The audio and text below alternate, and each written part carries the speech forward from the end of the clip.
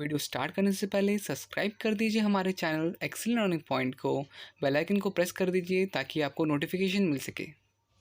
Hello friends, welcome back to our channel excellent learning point. तो आज की इस वीडियो में हम क्लास 10th का वर्कशीट नंबर 86 डिस्कस करने जा रहे हैं। ये हमारे विज्ञान की वर्कशीट है, जैव प्रक्रम, और यहाँ पे क्रियाकलाप आधारित प्रश्न है। तो यहाँ पे आपको ना बच्चों एक्टिविटी दे रखी होगी। ये एक एक्टिविटी है और इसके ऊपर आधारित कुछ प्रश्न आपसे पूछे जाएंगे। हमें उन प्रश्नों के ही उत्तर करने हैं, ठीक है। तो इस तरह से आपके पास कुल मिलाकर के 2 क्रियाकलाप हैं, 2 एक्टिविटीज़ हैं। क्रियाकलाप को ही एक्टिविटीज़ कहते हैं। तो 2 एक्टिविटीज़ आपसे बोली जा रही हैं। इन दोनों एक्टिविटीज़ को क्वेश्चन आंसर्स हमें करने हैं। तो सबसे पहले एक्टिविटीज़ को पढ़ लेते हैं। क्या लिखा हुआ है? लगभग समान आकार के गमले में लगे 2 पौधे लिए और उन्हें 3 दिनों तक अंधेरे में रखा गया। तो बच्चों ये दोनों ही पौधे क्या हैं? समान आकार के हैं और दोनों को ही अंधेरे में रखा गया है 3 दिन तक लगातार, ठीक है। उनको सूरज की रोशनी नहीं मिली। प्रत्येक पौधे को अलग अलग कांच की पट्टिका पर रखा गया है। अब ये देख रहे हो आप, कांच की पट्टिका पे इसे रखा गया है। ये कांच का है पूरा का पूरा। तो लिखा हुआ एक पौधे के पास वॉच ग्लास में पोटेशियम हाइड्रोक्साइड रखा गया है। अब इसमें ना बच्चों, इसमें क्या है? इसमें ना एक केमिकल रख दिया है जिसे कहते हैं potassium hydro oxide, potassium hydro oxide, ठीक है। दोनों पौधों को चित्रानुसार अलग अलग बेल जार में ढक दिया। अब बच्चों देखो, इस ये जो जार टाइप का दिख रहा है ना, इससे पूरा ढक दिया है एकदम, जिससे आपको क्या कहते हैं, हवा आसपास ना आर पार ना आ पाए। जार के तले को सील करने के लिए कांच की पट्टिका पर वैसलीन लगा दी गई है। अब बच्चों इनके नीचे में ना, इनके नीचे में ना वैसलीन लगा दी है, वैसलीन, जिससे ना हवा आर पार ना जाए, ठीक है। ताकि क्या हो, इससे प्रयोग वायुरोधी हो गया। प्रयोग क्या हो गया? वायुरोधी, मतलब कि अब वायु इससे आर पार नहीं जा पाएगी, हवा इससे आर पार नहीं जा पाएगी। पौधे को कुछ समय के लिए सूर्य के प्रकाश में रखा गया। प्रत्येक प्रत्येक पौधे से पत्ती तोड़ी और मंड की उपस्थिति की जांच की। तो बच्चे जब ना हमने दोनों को 3 दिन तक अंधेरे में रखा, उसके बाद एक में हमने सोडियम हाइड्रोक्साइड रखा था, एक में कुछ भी नहीं रखा था। और क्या हुआ, जब हमने कुछ समय बाद जब सूर्य की रोशनी दी तो इनकी पत्तियों से हमने क्या सोचा? स्टार्च, मंड की उपस्थिति की जांच की। तो अब बच्चों क्या मिलता है? सबसे पहला प्रश्न है आपसे कि क्या दोनों पत्तियां समान मात्रा में मंड की उपस्थिति दर्शाती है? अपने उत्तर की पुष्टि कीजिए। तो बच्चों देखो, यहाँ पे दोनों पत्तियां समान मात्रा में मंड की उपस्थिति नहीं दर्शाती है, क्योंकि मैं आपको इसका उत्तर भी मैं हिंदी में लिख के बताऊंगा, बट वैसे मैं यहाँ पे एक्सप्लेन भी कर रहा हूँ कि क्या होता है कि यहाँ पे ना जो आपका पोटेशियम हाइड्रोक्साइड था ना, वो कार्बन डाइऑक्साइड को सोख लेता है, ठीक है। जिस वजह से ये जो पौधा है आपका मंड को नहीं बना पाएगा, ठीक है, और ये वाला बना पाएगा। इसका उत्तर देखते हैं। तो यहाँ पे देखिए, आपका पहला प्रश्न है नहीं।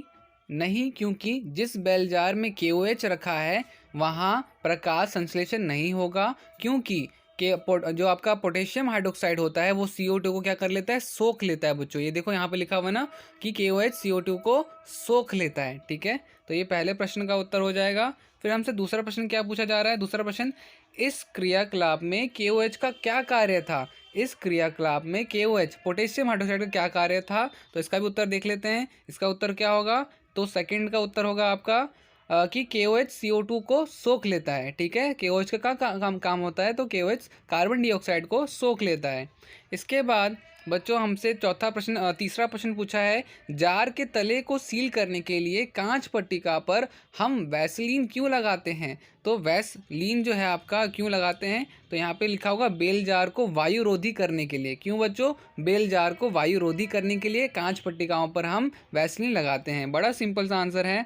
इसके बाद हमसे पूछा जा रहा है कि इस क्रियाकलाप से आप क्या निष्कर्ष निकालते हैं? तो हमने बच्चों इसका भी उत्तर लिखा हुआ है कि इस क्रियाकलाप से क्या होता है? तो प्रकाश संश्लेषण के लिए CO2 आवश्यक है, ठीक है। तो इससे हमें क्या पता चलता है? इससे हमें पता चलता है कि प्रकाश संश्लेषण के लिए CO2 आवश्यक है, ओके। तो ये हमारा पहला क्रियाकलाप से उत्तर आ जाता है। इसके बाद हमसे दूसरा क्रियाकलाप पूछा जा रहा है, ठीक है बच्चों। अब क्रियाकलाप 2 पढ़ लेते हैं। क्रियाकलाप 2 क्या है? तो आपको देखो, अगर पता होगा कि बेसिकली हमारे पास ये जो दे रखा है, एक पिचकारी दे रखी है, पिचकारी से हवा भर रहे हैं और ये चूने का पानी है, और यहाँ पे हम नालिका अपने सांस लेकर के, जो हम सांस लेते हैं ना, सांस जो छोड़ रहे हैं, उससे हम क्या कहते हैं, इस जो चूने का पानी है उसमें डाल रहे हैं। तो क्या होगा? ठीक है, तो आपको लिखा हुआ है, एक सिरिंज या पिचकारी द्वारा परख नली में ताजे चूने की पानी की में वायु प्रवाहिका की गई है। हमने क्या किया यहाँ पर बच्चों की एक पिचकारी से क्या कहते हैं हवा भर रहे हैं किसमें, चूने के पानी में, तो क्या होगा। सेम चीज़ अगर हम वही चीज़ अपने मुंह से हवा भरेंगे तो क्या होगा। ठीक है, तो आपको इन दोनों के बारे में पता होना चाहिए। अब यहाँ पे पहला प्रश्न है, चूने के पानी में आप किस प्रकार का परिवर्तन देखेंगे। तो बच्चों जब भी हम ऐसा करेंगे तो चूने का पानी जो होता है वो ना हल्का सा सफ़ेद रंग, दूधिया रंग हो जाता है। ठीक है, तो इसका प्रश्न देखते हैं ज़रा हम, सॉरी इसका उत्तर देखते हैं। तो आप यहाँ पे लिखोगे चूने का पानी बहुत ही हल्का दूधिया हो जाता है। ठीक है, और दूसरे में बच्चों देखो, ताजे चूने के पानी में निश्वास द्वारा नकली वायु प्रभावित की गई है।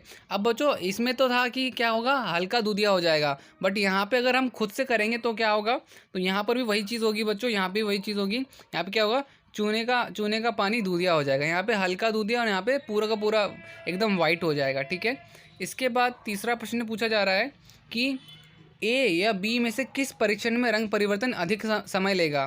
तो बच्चों देखो रंग परिवर्तन इसमें अधिक समय लेगा, ए वाले में। ठीक है, यहाँ पे बच्चों ए और बी, बेसिकली यहाँ पर ए और ये देखो यहाँ पे इन्होंने गड़बड़ कर रखी, ये वाला ए होना चाहिए और ये वाला बी होना चाहिए। ठीक है, डायग्राम में इन्होंने पहले वाले को बी लिख दिया, ए लिख दिया। ठीक है, तो ध्यान रखना कि ए होगा हमारा यहाँ पर। ठीक है, और अगर आप पिक्चर के अकॉर्डिंग लिखोगे तो बी हो जाएगा। मैं वापस से बता रहा हूँ कि पहले आपका ए ये होना चाहिए और बी ये होना चाहिए। ठीक है, ओके।